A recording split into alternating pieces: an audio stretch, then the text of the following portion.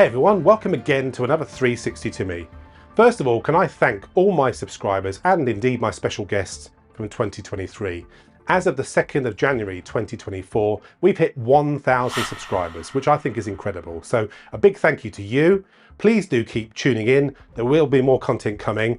There is a slight problem at the moment because I film with a 360 camera.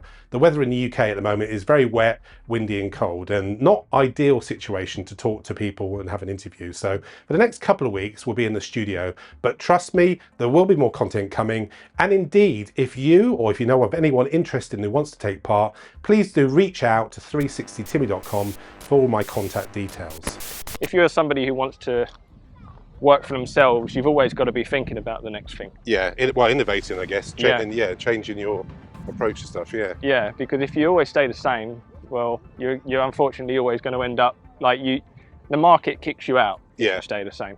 So you have to pivot all the time. Yeah, pretty much, yeah. So what we're going to do for the next couple of weeks, I thought I would cover some of the other YouTube colleagues who are creating content on YouTube. Because as a result of doing this podcast, I do an awful lot of research on YouTube and Instagram and indeed social media. I find all kinds of people and backgrounds going through that process. I'd really encourage anyone to install the YouTube app on your TV if you can get the chance, because often now there's not much on the box. And I tell you what, there really is some great content out on YouTube. And the more you subscribe and like the content, the more YouTube finds you things that you're interested in or things you never knew you'd be interested in.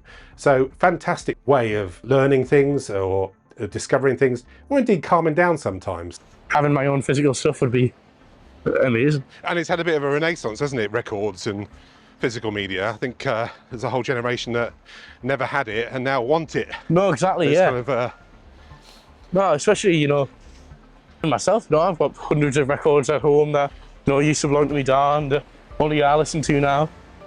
I think that whole, I feel like they're listening to an album is sort of gone now because of streaming and stuff like that, It's all like playlists and listening to a load of artists, and you notice now that every artist's album, their most streamed song is the first song on it. Yeah. So, that, sitting down and listening to a full album has sort of gone a little bit, but hopefully we can sort of bring that back. Now, have you ever walked down the street and seen maybe a boarded up theatre or an old hotel or a stately home that's out in the country that's been abandoned and think, I wonder what that looks like inside? Or maybe you've been in there years before and you're thinking, I wonder how it's holding up now with all the ravages of time. Well, urban explorers or URBEX explorers find ways of getting into buildings and they document them, either by video or by photography or both. And there's quite a few groups on YouTube, but one group I've covered for many years, in fact I'm a Patreon of, is Urbandoned. It's a team of lads from up north who find ways of getting into all kinds of structures across the UK, Ireland and indeed Europe, and they've been doing it for many years. My name's Alistair. My name's Theo. My name's Alex.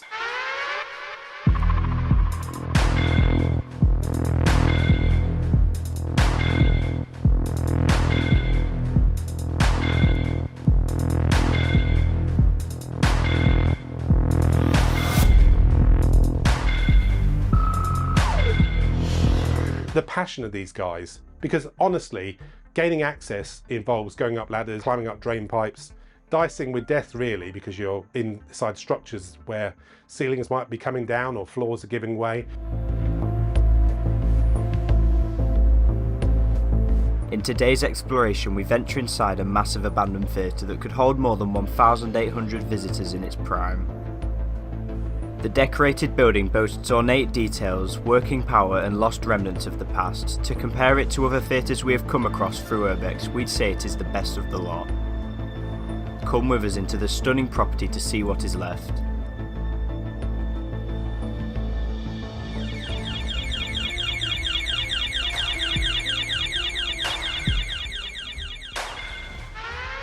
And there was always that risk of actually being caught by security guards, so you're crossing the line a little bit with trespass rules and all that kind of thing. But their premise is quite simple. They only ever take pictures, they only ever leave footsteps. Holy shit. All the lights are still on. Although I can tell by the dust and the layout of some of the stuff that no one's been in here for years. Even the computers are still loaded up, logged in. My God, I've never seen a control room like this. A lot of urban explorers break in and steal and destroy things. There is a big community, however, who do not and do it properly, admire the building and the architecture, and they're just there to capture it. And that's very much the case with the Urbandoned guys. They've been going for many years and they cover all kinds of topics and structures. And recently they've been doing a lot of behind the scenes road trips. So they've done trips to Ireland, to Italy, and you can see the whole dedication of when they go on a trip, how much they can fit in the car always admires me, and where they have to stay. They often camp quite close by, get up very early, we'll go and film and then move on to the next thing. They're very organised. There's always a good back catalogue of content. The last 3 years there's been a magazine that they produced, so these guys really are about content creation. Great admiration for them.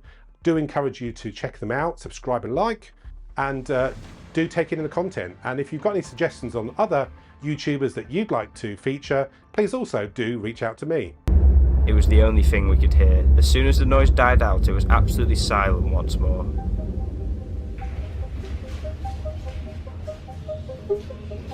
As you can clearly see for yourselves, the shelter is gargantuan. Endless tunnels, and it felt like we could get lost down there. The only practical use that the vacant premises would have would be for it to be used as a vast storage space. At one time, some suggested some interesting living arrangements to be created, and some even suggested for it to become a theme park ride based on World War II. None of this has happened so far, and the only inhabitants of the site is stalagmites and maybe some rats. You have a super week, and I'll see you next time.